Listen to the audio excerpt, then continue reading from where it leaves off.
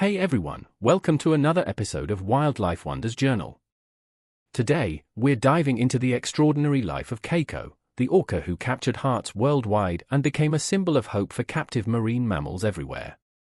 Our story begins in the chilly waters off Iceland in 1976. That's when a young male orca calf was born, destined for an incredible journey that would touch millions of lives. At just 2 years old, this playful calf was captured by fishermen and taken from his family pod. Little did anyone know that this young orca would one day become a global sensation. After his capture, Keiko was first kept in an Icelandic aquarium. But his journey was far from over. In 1982, at the age of 5, he was sold to Marineland in Ontario, Canada. Here, Keiko began his life as a performing orca, entertaining crowds with tricks and splashes. But Canada wasn't Keiko's final destination.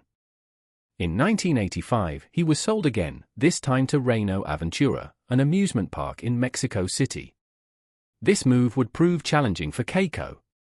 The warm climate and small tank filled with chlorinated tap water mixed with salt were a far cry from his native North Atlantic home. Keiko's health began to deteriorate in Mexico. He developed skin lesions and his dorsal fin collapsed due to the lack of space and poor water quality. Despite these challenges, Keiko's gentle nature and intelligence shone through, catching the eye of Hollywood producers. In 1992, Keiko landed the role of a lifetime.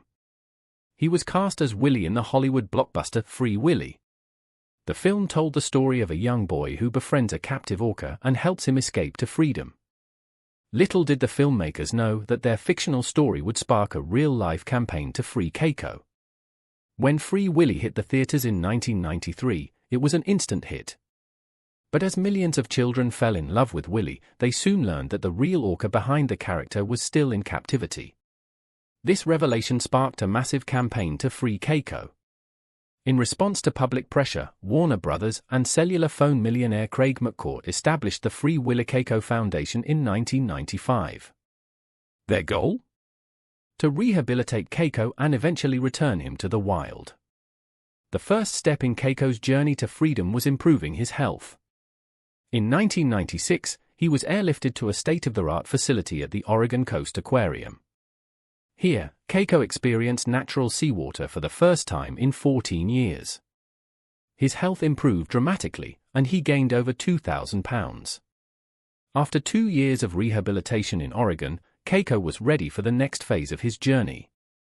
In 1998, he was flown to a sea pen in Klettsvig Bay, Iceland, not far from where he was originally captured. In Iceland, Keiko began the challenging process of learning how to be a wild orca again. His caretakers worked tirelessly to teach him how to catch live fish and interact with other orcas. Keiko made several supervised trips into the open ocean, sometimes encountering wild orca pods. While he showed interest in these encounters, he never fully integrated into a wild pod. In the summer of 2002, Keiko's life took another unexpected turn. During one of his ocean excursions, he left his handlers behind and embarked on a solo journey across the Atlantic. After several weeks, he turned up off the coast of Norway, having traveled over 1,000 miles on his own. In Norway, Keiko's story took a bittersweet turn. While he was now technically free, he continued to seek out human interaction. He would often approach boats and allow children to ride on his back. Keiko spent his final years in Taknes Bay, Norway. While he was free to roam the ocean, he remained under the care of his handlers.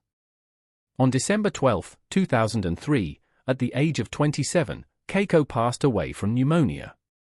Keiko's journey sparked intense debate in the marine mammal community. Critics argued that the release project was a failure because Keiko never fully reintegrated with wild orcas. However, supporters point out that Keiko's quality of life improved dramatically after leaving Mexico, and he lived several years in his native waters. Regardless of how one views the success of Keiko's release, his story undeniably changed public perception about keeping orcas in captivity. In the years following Keiko's death, several countries have banned or restricted the captivity of orcas and other cetaceans.